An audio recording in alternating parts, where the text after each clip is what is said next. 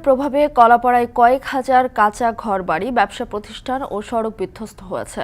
নষ্ট হওয়া বাড়িঘর ও রাস্তা সংস্কার করছেন স্থানীয়রা। এ বিষয়ে জানাতে নাঞ্চাপাড়া থেকে যুক্ত হচ্ছেন জসিম পারভেজ। জসিম, কি পরিমাণ ঘরবাড়ি ক্ষয়ক্ষতি হয়েছে তা জানা গেছে কিনা এবং প্রশাসনের পক্ষ থেকে কোনো ধরনের ব্যবস্থা নেওয়া হয়েছে কিনা জানাবেন। স্বাস্থ্য এবং স্বাদের মধ্যে চমৎকার একটা ব্যালেন্স করে পীর প্রিমিয়াম আয়োডাইজড লবণ।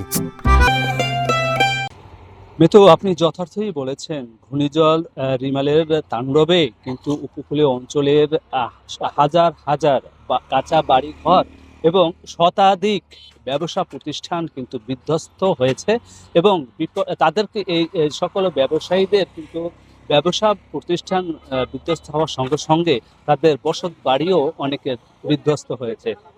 একথা বলা যায় যে অসংখ্য এখানকার যে ভুক্তভোগী এবং ক্ষতিগ্রস্তদের তাদের কিন্তু সহযোগিতার আহ্বান তীব্র হচ্ছে। তারা জনপ্রতিনিধি সহ বিভিন্ন স্তরের সুশীল সমাজ এবং যারা এখানকার যারা দানবীর রয়েছেন তাদের কাছে তারা ধর্ণা দিচ্ছেন।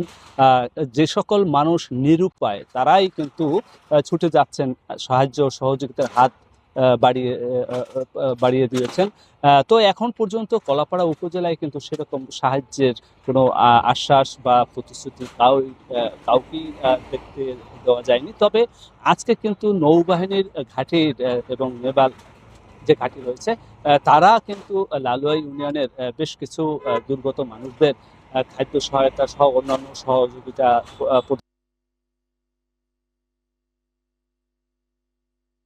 ঘূর্ণিঝড় রিমালে ক্ষয়ক্ষতির অবস্থা জানাতে যুক্ত হয়েছিলেন জসিম পারভেজ। এখন ঢাকা